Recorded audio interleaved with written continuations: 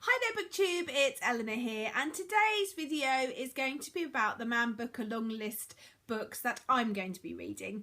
I didn't want to read all 13 of the Longlist books. I decided that I would pick some from there that I just fancied reading because I thought that would work best for me. So I'm going to be reading 5 of the books that are on the long list, hopefully in time before they pick the shortlist, or at least before they pick the winner.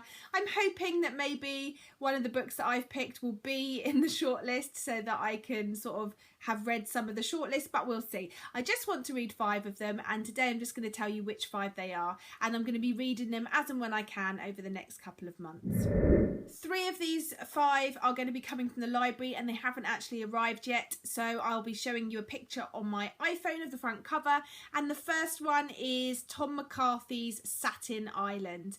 I'm really a bit nervous about reading this one. I've heard really weird and wonderful things.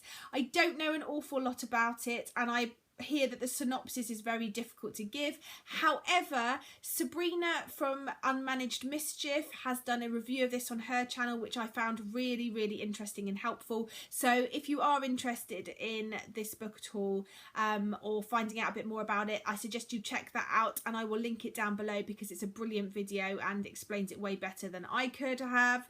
Hopefully I'll be able to explain it a bit better once I've read it. The second book that I want to read is The Fisherman by Chigozie Obiama, and this is, from what I can gather, almost sort of a fable type story, or it's written like a fable. It's about a number of brothers.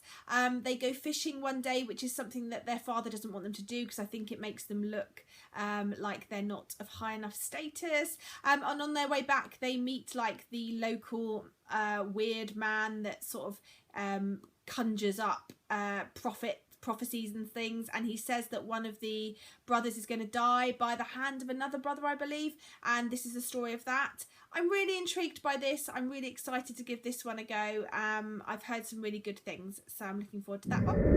The next book I want to read is Sleeping on Jupiter by Anuradha Roy, apologies, and I don't know an awful lot about this book. I believe it's set in India.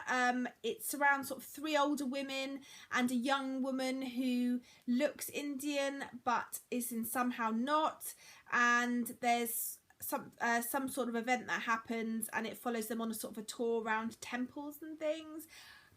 Don't quote me on that. I'm a bit confused by the description of this, but I'm really interested to give it a go, and the front cover is really weird and wonderful. I love it. The last 2 books I do actually own already, so I can show you them in physical copy, and that is The Chimes by Anna Smale. I'm interested to read this. I've had this for a while.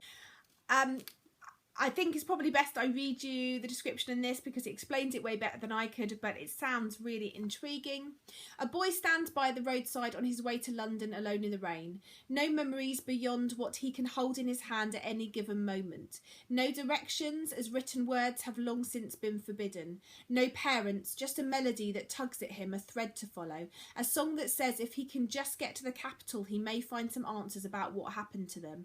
The world around Simon sings, each movement a pulse of rhythm, each object weaving its own melody, music ringing in every drop of air. Welcome to the world of the chimes. Here, life is orchestrated by a vast musical instrument that renders people unable to form new memories. The past is a mystery, each new day feels the same as the last, and before is blasphemy.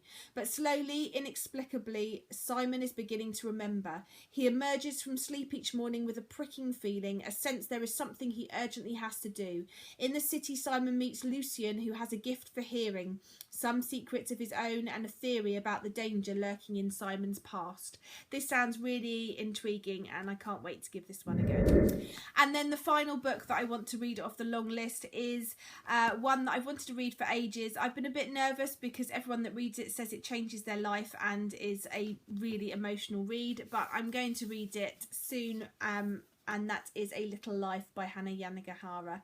I believe this is the story of a group of friends, but especially one particular young man, and we follow their lives, I think based in New York, but we learn a lot about this particular young man's past, and I've heard it's moving and upsetting and life-changing. So I can't wait to give this one a go.